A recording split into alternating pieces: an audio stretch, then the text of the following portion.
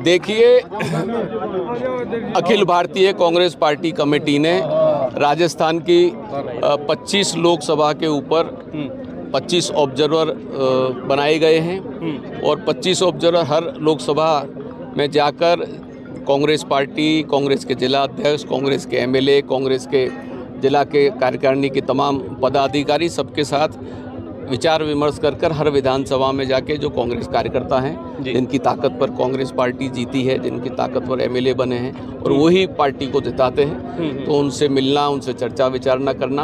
और ख़ास करके आप जानते हैं कि व्यक्ति महान नहीं, पक्ष महान होता है। पार्टी जो भी हाईकमांड निर्णय करेगी टिकटों के लिए, उन टिकटों के लिए पार्टी का जो भी निर्णय होगा वो सबको आपने देखा, उस चीज़ से सब चीज़ की सहमति है। खास करके राजस्थान के अंदर जो जनहित में, जन कल्याण में, जन योजनाएं जो बनी हैं वो पूरे हिंदुस्तान में मैं मानता हूं कि अशोक गहलोत सरकार में सबसे ऐतिहासिक कार्य जो हैं जनता के लिए वो राजस्थान सरकार में हुए हैं। चाहे वो चिरंजीवी योजना हो, गैस सिलेंडर हो, कृषि के लिए बिजली हो, शिक्षा का इशू हो, जनता क्लिनिक हो, हर मुद्दे के ऊपर युवाओं को उत्साह बढ़ाने के लिए उन्होंने खेल के जो आयोजन किए, हर जिला स्तर के ऊपर इंग्लिश मीडियम की स्कूलें बनाई और शिक्षा के साधन खड़े किए, किसानों के लिए सोचा, युवाओं के लिए सोचा।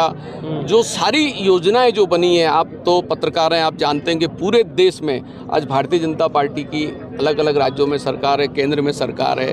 जो महंगाई, जो बेरोजगारी, जो वादे भाजपा ने किए थे 2 करोड़ युवाओं को रोजगार देंगे, यहाँ तक कि हमारे जो युवा हैं, ज़्यादातर राजस्थान में युवा आर्मी के अंदर भी बहुत जाते हैं। हमारे सब परिवार में से भी लोग आर्मी के अंदर हैं। जो आर्मी में ऐतिहासिक में कभी नहीं हुआ, उसके अंदर भी ये कॉन्ट्रैक्ट प्रथा, अग्निवीर जैसी प्रथा, जाके आर्मी के जवान जो अपने वहाँ पर जो बलिदान देते हैं, जो शहादत देने के लिए वो जाके आर्मी में लड़ाई लड़ते हैं, इस देश की सुरक्षा सलामती को जो सरहदों पे मजबूत रखते हैं, उनका भी शोषण इस सरकार ने कर लिया। तो ऐसी जो सरकार है जो प्रजा के हमेशा नीति और खिलाफ और ना लोगों के सुखाकारी और हक अधिकार में जिन्होंने काम नहीं किया, उसके सामने प्रेजेंट सरकार हमारी है, कांग्रेस की सरकार है। उन्होंने अशोक गहलोत जी के नेतृत्व के अंदर प्रजा जनहित में बहुत अच्छे कार्य किए हैं। हम उन कार्यों को लेके लोगों के बीच में जाएं और दोबारा से इस राज्य में कांग्रेस की सरकार बने और कांग्रेस की सरकार यहाँ से जो भी विधायक लड़े, जो भी पार्टी निर्णय करे, उसे सब जिता कर भेजें। सर, प्रत्याशियों के अगर चयन की हम बात करें, लगभग 1 दर्जन से ज़्यादा लगभग हर विधानसभा में आपके पास में बायोडाटा आए थे और ऐसी स्थिति में वो चयन प्रक्रिया पहुंची 5 पे और 3 पे। अब बताया जा रहा है कि अलवर के स्तर पर ही इन सब का चयन होगा। 5 के बाद अगला जो चरण होगा वो क्या होगा? नहीं, पार्टी की आप जानते हैं PECA प्रदेश इलेक्शन कमेटी है, राज्य के उस स्तर पर भी बैठकर पैनल बनेगी।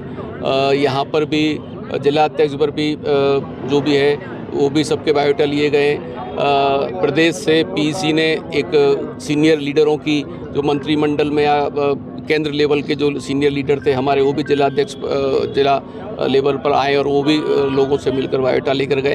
तो डिफरेंट लेवल पर ये प्रक्रिया चल रही है। तो उसके ऊपर पार्टी हाई कमांड जो स्क्रीनिंग कमेटी है हमारी, वो स्क्रीनिंग कमेटी के अंदर बैठकर विचार विमर्श होकर जो विनिंगनेस क्राइटेरिया है, जो विनिंगनेस क्राइटेरिया वो फर्स्ट रहेगा और विनिंगनेस क्राइटेरिया के आधार पर जो कैंडिडेट, जो जीत का कैंडिडेट है, और वो रिपोर्ट पार्टी के पास बहुत बारीकाई से पार्टी उसको गंभीरता से सोच रही है। जो कैंडिडेट जीतने वाला होगा, पार्टी उसी दिशा में आगे बढ़ेगी और उस दिशा में निर्णय लेगी। ऐसे भी आपके पास लिस्ट बनी होगी कि इस प्रत्याशी को टिकट नहीं मिला तो ये बागी हो सकता है, दूसरे दल में जा सकता है। क्या ऐसे प्रत्याशियों के लिए भी आप कहीं ना कहीं डैमेज कंट्रोल या अलग से मुलाकात करेंगे? देखिए, राजनीतिक में जब इलेक्शन का माहौल होता है तो ये सारी चीज़ें सामने आती हैं। कोई भी पार्टी हो, भारतीय जनता पार्टी हो या कांग्रेस हो या कोई भी पार्टी हो, स्वाभाविक तरीके से मैंने जो मेरे मंच से मेरे अपने भाषण में भी यही कहा कि सीटें तो राजस्थान में 200 हैं और कैंडिडेट तो 2000 होंगे और उसमें से सिलेक्शन 200 का ही करना है। तो हमको कहीं ना कहीं हमारे कार्यकर्ता जो हैं, उनका धैर्य, उनके साथ उनकी जो शक्तियां हैं, उन शक्तियों का इस बार माननीय मुख्यमंत्री जी ने एक बात बहुत अच्छी कही है कि जो कार्यकर्ता हैं, जो MLA के लायक हैं, विधायक के लायक हैं, उनको सम्मान दिया जाएगा, उनको सरकार में कहीं ना कहीं पदों पर रखा जाएगा और उनका भी जो सम्मान है, गौरव है, वो कोई MLA से कम नहीं होगा। इस चीज़ को पूरी पार्टी हाईकमांड ने, हमारे राष्ट्रीय अध्यक्ष खड़गे साहब हमारे राष्ट्रीय युवा नेता राहुल गांधी जी से लेकर सभी राष्ट्रीय और गहलोत साहब सभी सरकार प्रदेश अध्यक्ष हैं और सभी लीडरों ने इस चीज़ को स्वीकारा है कि कार्यकर्ता हैं वही हमारी ताकत और वही पार्टी है और उनको भी तवज्जो देनी चाहिए। सवाल एक इंडिया जो अलायंस है जिस तरीके से चल रहा है, एक देश एक चुनाव, क्या मानते हैं आप इस पर? देखिए, ये समाज को जब भारतीय जनता पार्टी जब हार रही होती है और जब इलेक्शन आता है तो समाज को भ्रमित करने के लिए, गुमराह करने के लिए ये इस तरह के हमेशा कुछ ना कुछ दावपेच करते रहते हैं। हमारा एक ही देश है, आप बताओ देश टूटा कब?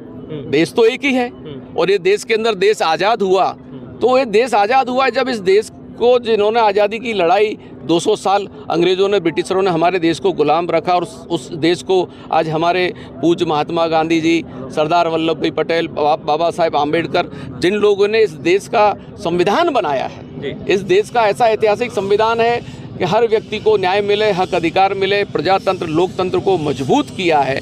तो सरकारें बनती हैं। आज भारतीय जनता पार्टी ने कितनी सरकारें तोड़ी? जो सरकारें उनकी नहीं थी, कांग्रेस की सरकारें भी तोड़ी हैं। उन्होंने तड़जोड़ की नीति कही, एमएलए को खरीदने की कोशिश किया, ये सब किया। महाराष्ट्र की सरकार उन्होंने तोड़ दी, मध्य प्रदेश की सरकार तोड़ दी, ऐसी चुनी हुई सरकार। तो कहाँ उन लोगों की नीति और नीयत साफ है? अब वो इलेक्शन हार रहे हैं। उन्होंने उनके शासन में 10 साल के केंद्र के शासन में उन्होंने कुछ नहीं किया है, ना महंगाई की मार से लोगों को बचा सके, ना युवाओं को रोजगार दे सके, ना कोई विकास की बात कर सके। तो कहीं ना कहीं धर्म के नाम पर, जाति के नाम पर, एक देश तो एक ही है। अखंड भारत का निर्माण तो उसी टाइम कर दिया था जब सरदार वल्लभ भाई पटेल ने, जब देश हमारा आज़ाद हुआ, हमारे पंडित जवाहरलाल नेहरू इस देश के प्रधानमंत्री थे, उन लोगों ने मिलके जो उस टाइम के ऊपर जो देश के अंदर जो कमियां थी वो सब दूर कर दी।